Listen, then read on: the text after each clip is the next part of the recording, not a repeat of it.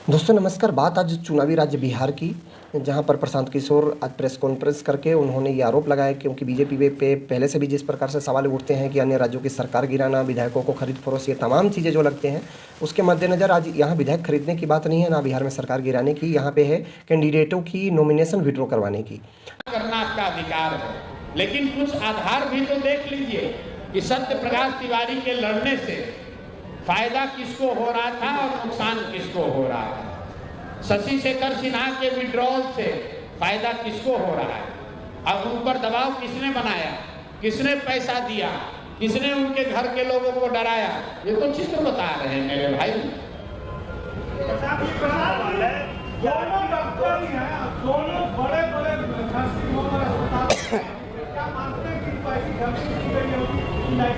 बिल्कुल धमकी क्या है, धमकी, ऑफर और सामाजिक पारिवारिक भय उनके बच्चों को, अब मैं यहाँ डिटेल नहीं देना चाहता, कई मायनों में तो उनके बच्चों को जो देश के बाहर रह रहे हैं उनको पकड़ा गया है, उन पर दबाव बनाया गया है, उनके जरिए मजबूर किया गया है कि इनको अपने पिताजी को कहिए ये बुढ़ापे में क्यों चुनाव लड़ रहे हैं, ये क्यों खतरा मोल रहे हैं। आप समझिए, अगर आप अमेरिका में काम कर रहे हैं, आपके पिताजी 74 साल की उम्र में यहाँ चुनाव लड़ने आ गए और आपको कोई अमेरिका में डरा रहा है, कह रहे भाई तुम अगर तुम्हारे पिताजी चुनाव लड़ेंगे उन पर खतरा आ जाएगा, आप पुत्र होने के नाते क्या कहेंगे? कह रहे छोड़िए पिताजी क्यों इस पचड़े में पड़ना है। जिन्होंने नामांकन वापस लिया है मैं उनको सही नहीं कह रहा हूँ, गलती उनकी है, लेकिन किन परिस्थितियों में ये लोग नामांकन वापस ले रहे हैं ये भी बिहार की जनता को जानना समझना उतना ही जरूरी है जितना कि नामांकन वापस लेने की घटना का रिपोर्ट करना जरूरी है। ये भी बताइए कि नामांकन वापस किस परिस्थिति में लिया गया। तो आज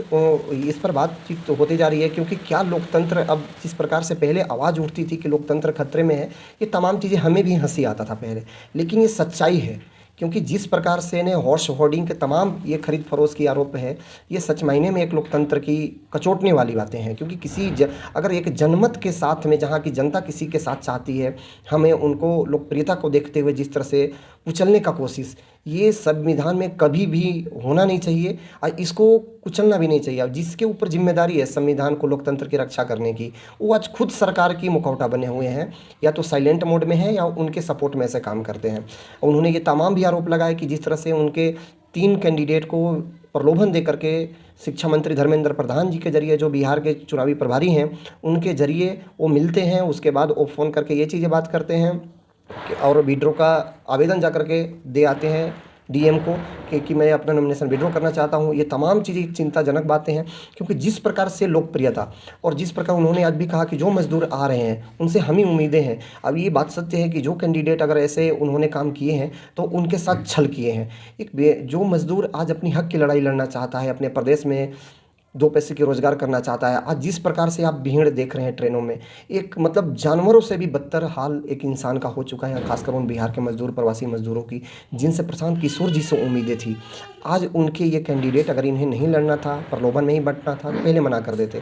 कि, लेकिन ये तमाम चीज़ें, अब इन सारी चीज़ों पे प्रशांत किशोर ने ये भी आरोप लगाया कि इस पर सब चुनाव आयोग बिल्कुल साइलेंट है। क्योंकि क्या है कि आचार संहिता का ये उल्लंघन नहीं है। जिस तरह से कैंडिडेटों को प्रलोभन किया जा रहा है, तमाम चीज़ें, उनको बंधक बनाना, उनके घर जाकर के मंत्रियों द्वारा, अगर कोई गैर पार्टी का है वो नॉमिनेशन फाइल किया है तो वहाँ दूसरी पार्टी का जाना ही नहीं बनता है, जबकि वो आवेदन दे रहे हैं, वो कह रहे हैं कि मेरे ऊपर दबाव बनाया जा रहा है, तमाम चीज़ें के बावजूद भी। तो ये सही मायने में हमें भी ये मजाक लगता था जब कुछ लोगों के जरिए कहा जाता था लोकतंत्र खतरे में है, क्योंकि बिहार के लोग तंग आ चुके हैं इस चीज़ से। वो इस बार अलग ऊपर जात पात या धर्म से ऊपर उठ करके इस बार वोट करना चाहते हैं, जिनसे प्रशांत किशोर जी से उनकी उम्मीदें जुड़ी हुई है। ये वही प्रशांत किशोर जी हैं जिस वक्त 2014 में मोदी लहर में, सिर्फ मोदी जी का मोदी लहर, मोदी मैजिक सिर्फ 1 वर्ष में ख़त्म हो गया था, और उन्होंने बिहार में यही बीजेपी को उन्होंने करारी हार शिकस्त दी थी। यही रणनीतिकार थे। तमाम लोगों से आरोप लगाया गया कि आरजेडी के साथ थे, लेकिन ये आरजेडी को इन्होंने सपोर्ट नहीं किया था। उस वक्त नीतीश कुमार मुख्यमंत्री की बातें और उनकी कार्यशैली, उनकी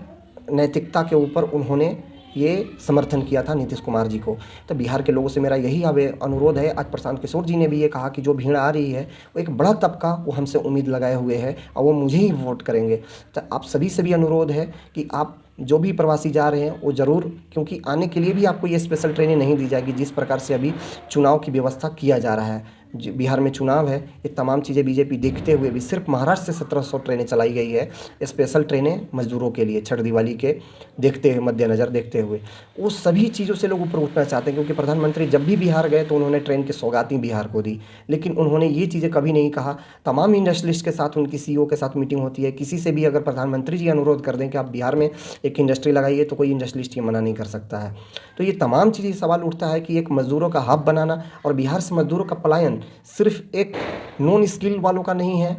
नॉन प्रोफेशनल एजुकेटेड के लिए नहीं है, प्रोफेशनल भी उसमें शामिल है।